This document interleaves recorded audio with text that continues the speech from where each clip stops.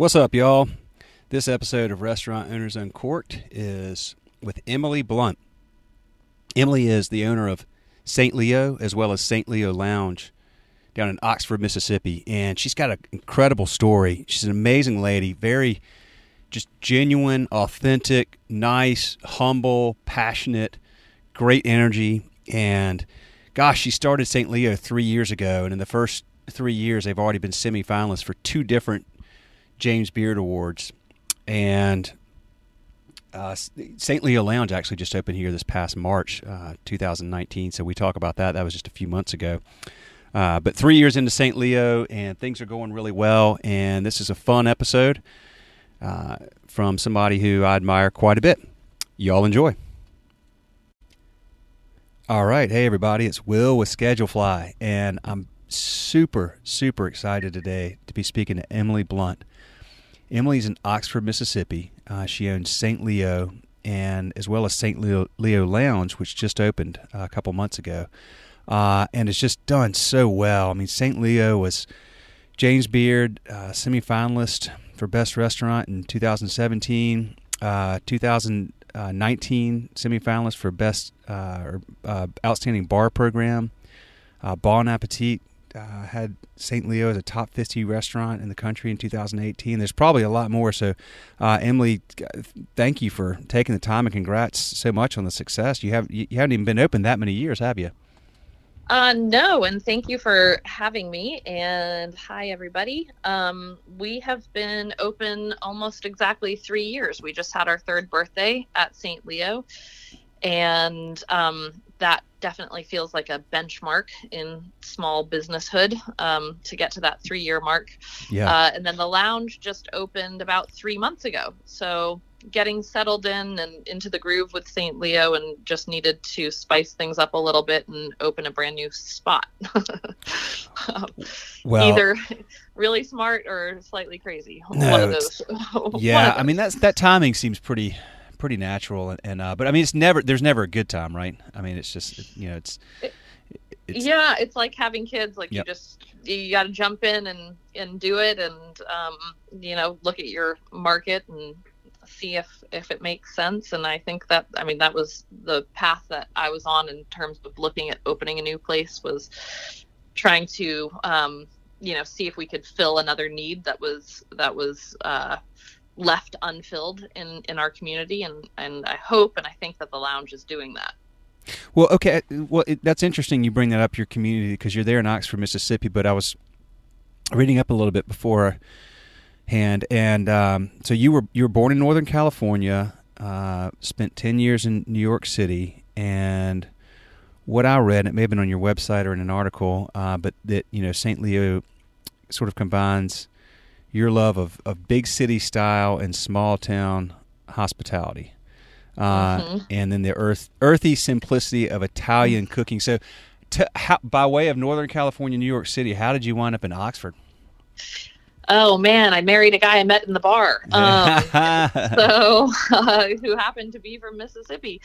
I grew up right outside of San Francisco, and lived there, moved actually to Boston when I was 17, not actually 18 quite yet, to go to college. I ended up leaving Emerson College after doing a couple of years there, and moving to New York in 1999.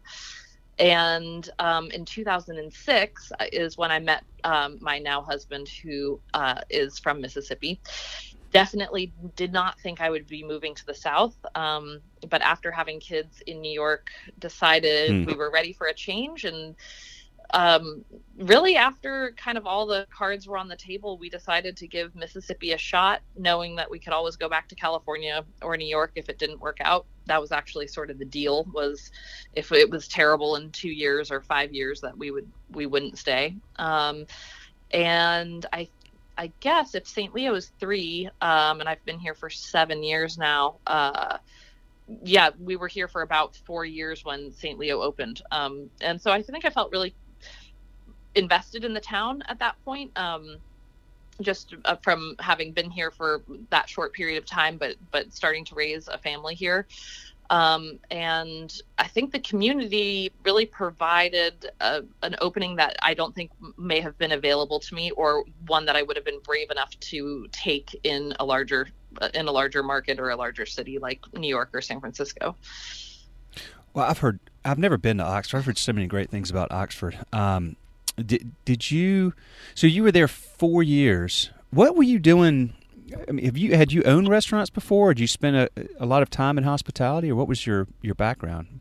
So I was initially, I was acting in New York. That's what I was going to school at Emerson for. And when I left and I moved to New York City, I went to the neighborhood playhouse. I was in a off-Broadway show for 5 years, and during that time I worked sporadically in restaurants. I had also, my first job in California when I was growing up was I worked in an Italian restaurant in Tiburon, California, which I don't think exists anymore. But so I had been, in the service industry on and off.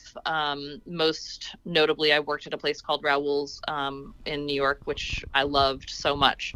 So I think there was always something about like the pace and the energy of the restaurants that I always just naturally gravitated to.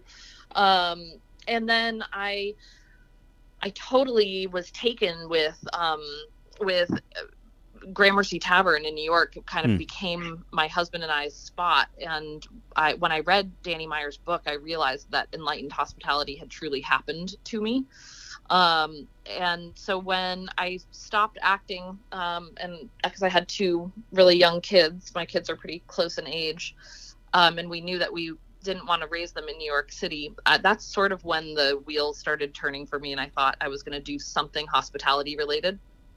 I didn't know exactly how it was going to take shape, but that seed was definitely planted in my head before I even moved here. And then once I was here, I started kind of looking around, and I really started focusing on what I thought I wanted to do. And initially it was like the first thing I wanted to do was open a wine bar. And then it was, a donut shop. I mean, I was just spinning my wheels about what I thought was actually missing, and what I really wanted to see happen. And that is how the whole concept of Saint Leo really was born. And truly, I mean, my mom, I just came from a very food-centric background. Like, my mom is an amazing cook. She always had a huge garden growing up. Food was super important to me, no matter where I was, whether it was Boston or New York or traveling.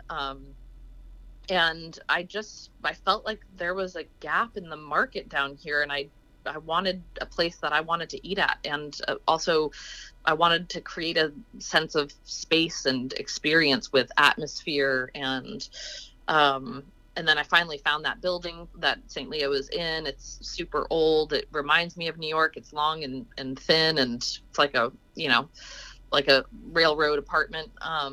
And I was like, it's perfect. And everyone was like, no, it's really small. Like, that's crazy. And I was like, oh, no. I was like, that everything's going to be fine. Everybody can fit in here.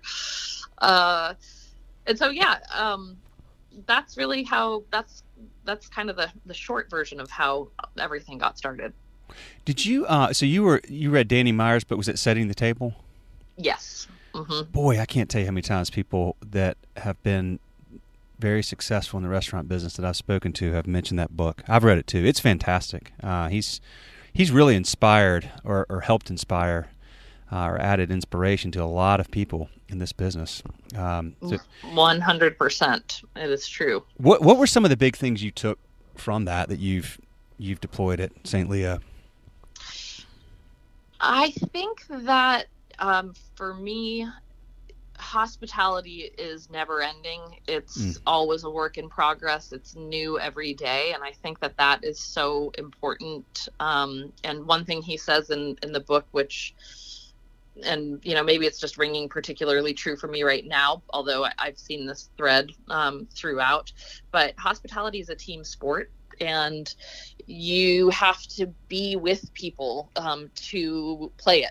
And so I like that idea because it really goes to building culture, both within the business, but also that culture then can spill over to the community. You feel like you can give back to the community by creating this place where people want to come and share their life's moments, And for me, what happened is that I chose Gramercy Tavern over and over again to like have these really memorable times. Like right after I had my first kid, that was the first place we ate out, or whatever it was. But I was like, I want to be able to create a place that can be a part and like a backdrop and also a contributing person, or not person, but like a character, in someone's life.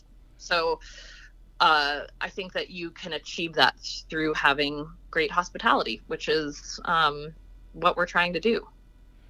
Yeah, absolutely. It's such a big part of it is just I like that hospitality is a team sport. I mean, the interaction your guests have, it's like you can serve great food, but if your whole team isn't providing that experience that's memorable that they want to return, it's a lost opportunity. So how do you instill that in your team? I mean, do you find people that have that naturally, or how do you build that mentality into your team? Oh man, I'm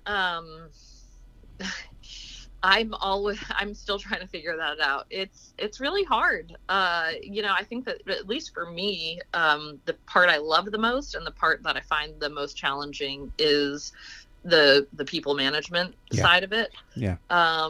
And I definitely think that it begins with just how you treat people on a very, very basic and fundamental level.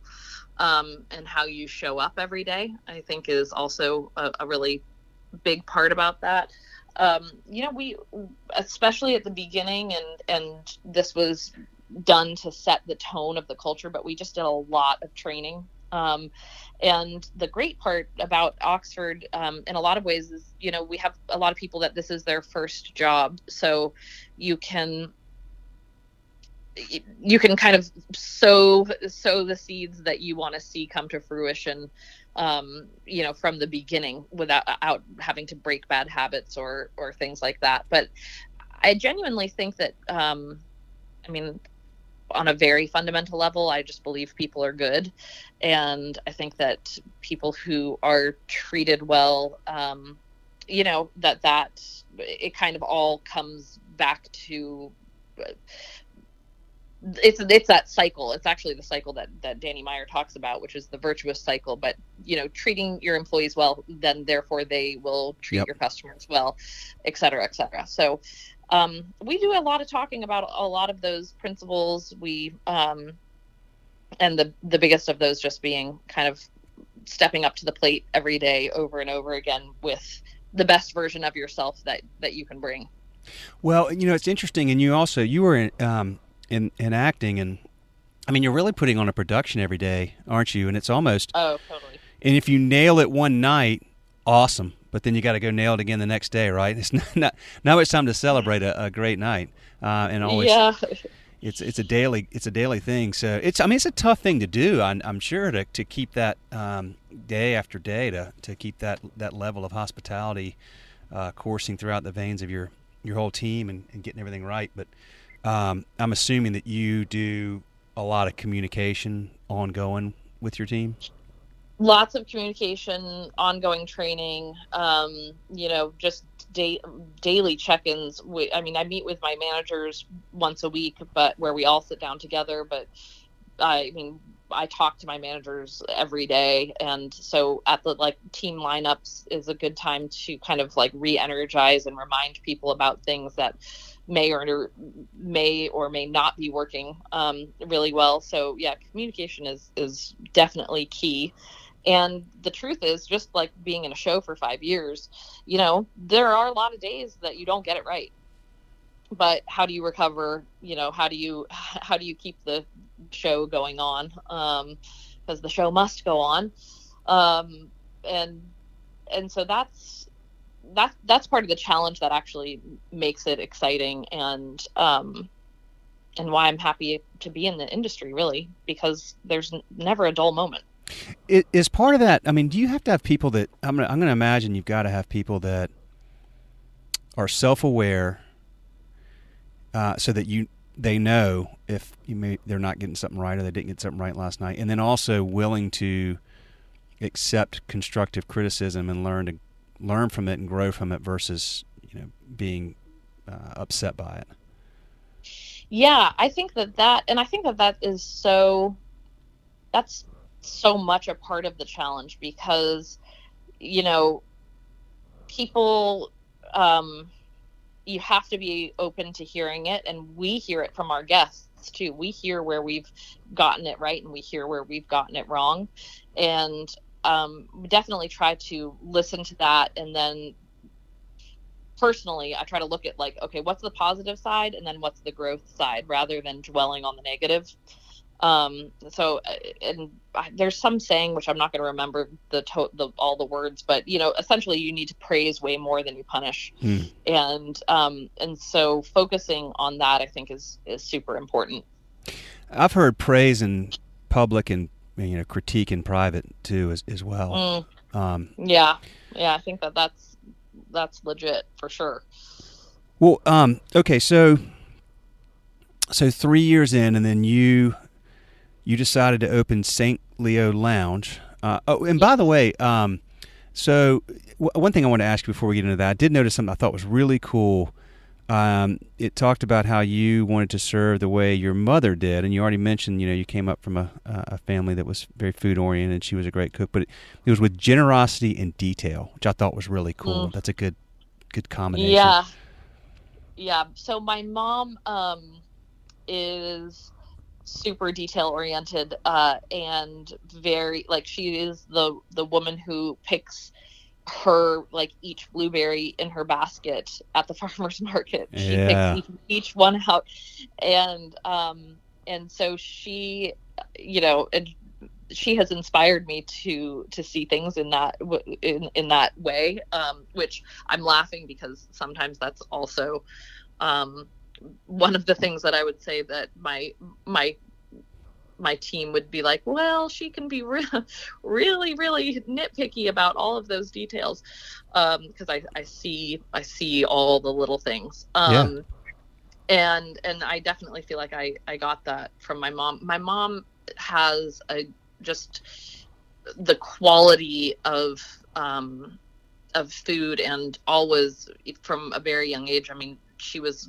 working for environmental causes for the majority of my life. So, like, what the actual product is super important. And I feel like I learned that from her, eating out of her garden, from watching her interact, at farmers markets, and then also with the work that she was doing, for environmental stuff in Northern California at the time. But also generosity, yes, just wanting to, give everybody a seat at the table, and therefore something good to eat once you arrived.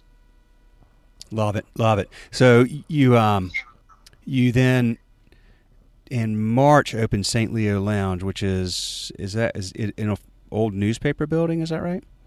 Yeah, so the old Oxford Eagle, it's the the Oxford Eagle still exists as the town newspaper, but they're just no longer housed there. And the building became available like after I think we were just a year old, and we were really bursting at the seams. And so I rented one of the bays, and we were using it as storage. And I wanted to turn it into a support kitchen and like a small private dining area. And then the second bay next to it became available, and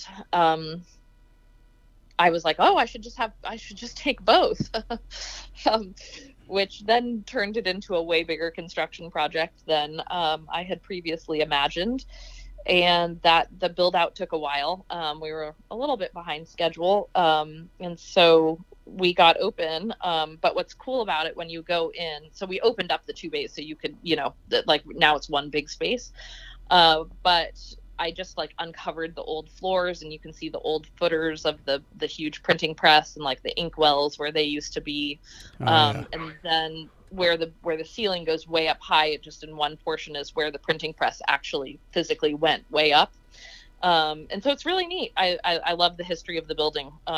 It just totally goes, contributes to the atmosphere in a really nice way. What was missing? Why did you open St. Leo Lounge?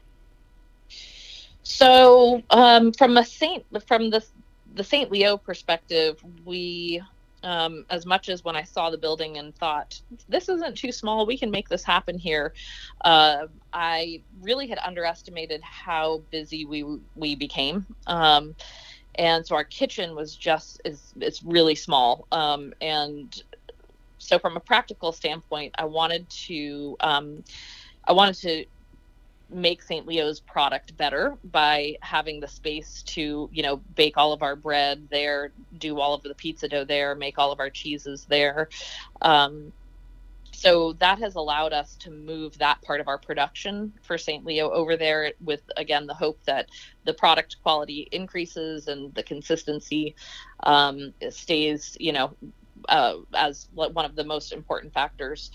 And then from the front of the house, our cocktail and our wine program really have taken off. And there was not another place on the Oxford Square that offers craft cocktails and just interesting, wine and beer options in a large enough place where you can hang out with a lot of your friends. So there's a lot of bars in Oxford, but you can't, not one that I can think of that you go to and you can get something like in an actual glass, and have a nice cocktail.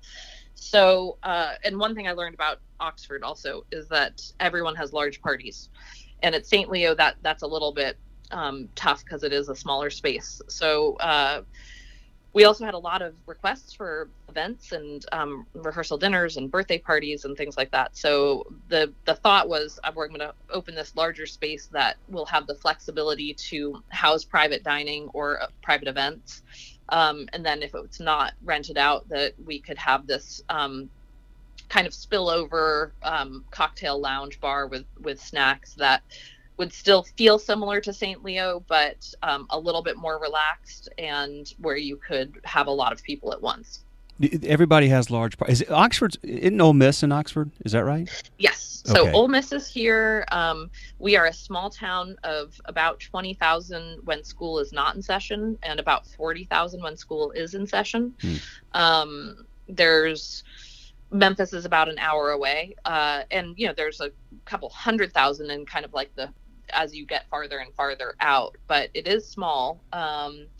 But it's a very gregarious town. Everybody likes to go out. There's a lot of celebrating and partying for all different reasons, a lot. And I just, compared to New York or California, people have a lot of friends here, and they all like to do things together, which is great. But that was different for me. That was not something that I had actually anticipated when we opened St. Leo. Yeah, I've heard. Yeah, it's just a fun town. So, well, let me ask you this: what has, given that this was really your first run at opening a place like this, and then in 2017, you received the James Beard Foundation, semi-finalist for Best Restaurant. Tell me about that. How did that happen, and what did that mean to you? Oh my! Wow, that was crazy.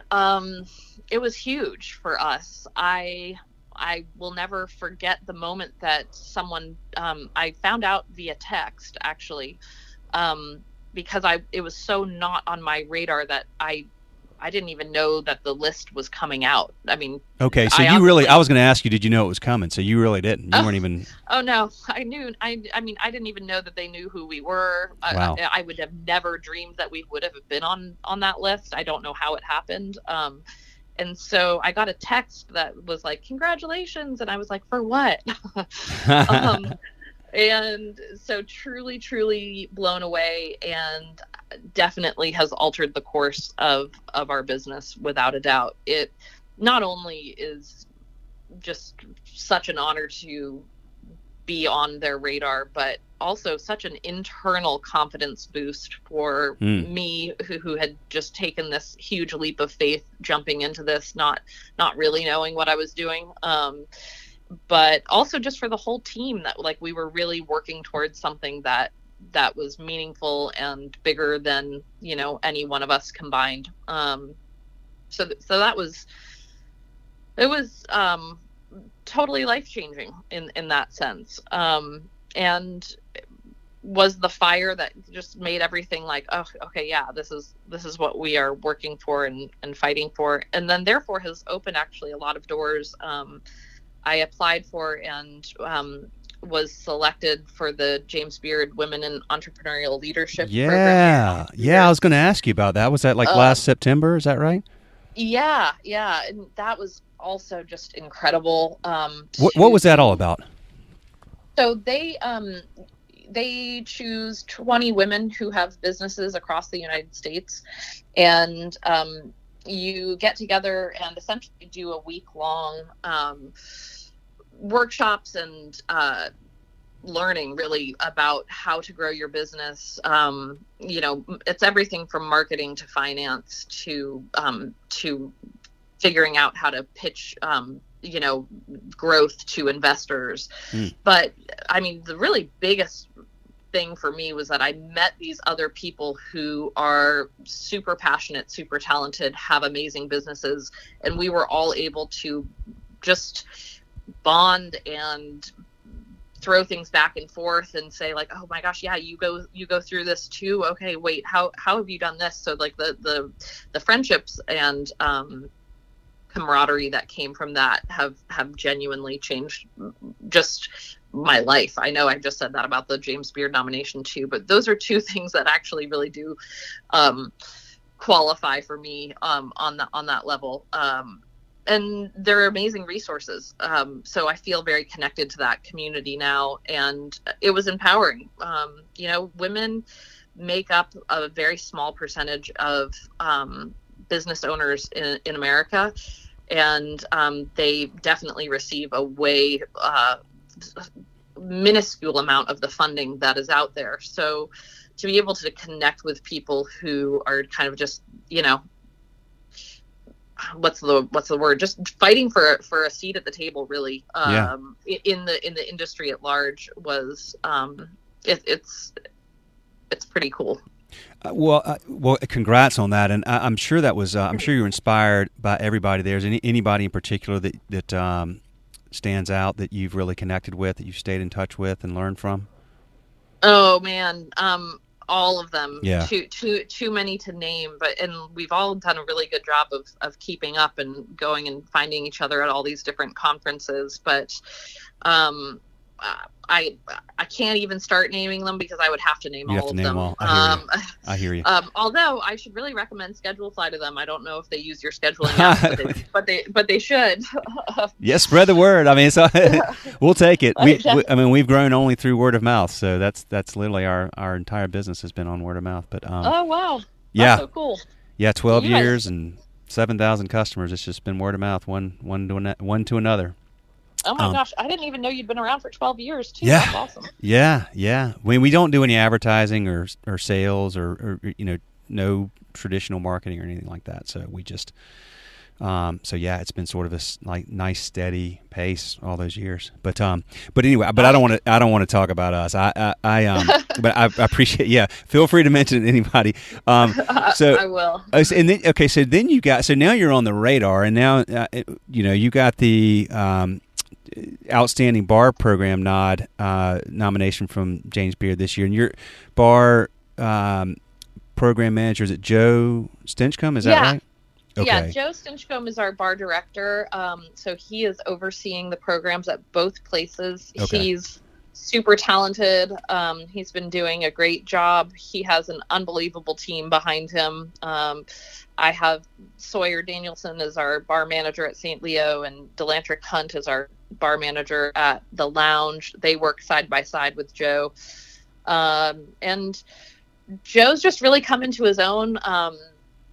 he's, like I said, he's just really creative and talented with ingredients, and also super thoughtful about where things come from and why. And um, he's funny, and it's been really an awesome journey to watch him grow in this role. Um, I do all the wine ordering, which in the state of Mississippi is difficult because it's controlled by the state. Yeah. And so that's always fun and exciting. You never know when you're going to get what you want. Our list is mostly special order, which can present some challenges, but I think it also showed the community that there was other things out there besides just the stuff that you can, see in the grocery store and get over and over again. So I think that was a part of this really like customer education about what the options are out there, and new flavors and new varietals. And so we've been able to bring in some really cool stuff. And then my sister-in-law, Joey Blount, who is actually also now a managing partner with the business, she created our Prosecco Pop, which is one of the big things that we have become known for. And so all of those ingredients go into our bar program, and we're super excited about it. And it was great timing. I mean, that also, I had no clue about that. I was actually at the chiropractor this year reading the list, because now I knew to read the list. But I was totally shocked about that as well. And really proud of the team, because we were opening, I mean, the lounge was already in the works, and we knew that we were onto something with the cocktail and the wine program. But that was definitely some affirmation that was awesome to have in the, while jumping into business number 2. Well, I'll tell you what, I found a recipe for some bourbon and coffee cocktail that y'all have that was in Garden and Gun. Oh yeah. I took a screenshot. Yeah. I'm going to try that. I know it won't be nearly as good as well, but I'm going to try that, because coffee and whiskey are my two, coffee and bourbon are my two favorite drinks. So yeah, I know. Combining the two sounds really damn good. That is, I think it's called the evening edition. Evening edition, yeah. It's a good one. Oh my gosh, yeah, that looks great. Well, okay, so I want to respect your time and I want to let you go, but I do want to ask you this. I mean, you've 3 years ago. So congrats on that birthday, if you will, and then congrats Thanks. on the, just 3 months now with Saint Leo Lounge. Do you think long term? Do you have long term plans, or are you just kind of going one place at a time, or do you feel like you'll continue to grow your business there in Oxford and look at different concepts, or is it just something where you're just kind of going one at a time and just letting serendipity take its course? Yeah. It's a good question. I am the big dreamer, always have had them in all different forms. Right on the heels of opening number 2, I'm like, oh man, I'll never do this again. Right. But I say that laughing, because I also know myself. I don't know what is in the cards, but in terms of, would it be a different concept? Would it be in Oxford? I don't know. I just know that the story for me is not over. And I think that growth is definitely in my future. I just don't know exactly what shape it'll take. But I'm the person who somebody long ago was like, dream big and follow your dreams, and I was like, okay, I can do that. I like to get on board with that, and so I don't think that this is it. I love it. I'm sure it won't be. That's very clear talking to you. So well, look, you've carved out a really great niche down there in Oxford, and I mean, everything I've read about what you've done has just been so inspiring. And so thank you for taking the time and sharing your story, and good luck to you and the crew. Tell them all that we said hey from Schedule Fly, and I have this is just one more reason. I for some reason I've always had, there's like certain towns mostly in the South and the Rockies that I've always wanted to go to, and Oxford's one of them. So we're waiting for you. I need to make it happen. Yeah, one more reason. We will be here, and we will be excited to see you, and we'll feed you lots of good food and drink. Thank you so much for having me, Will. I really appreciate it. Oh, thank you, Emily. Have a good one. We'll talk again soon. Okay. All right. See you later. Bye. Bye.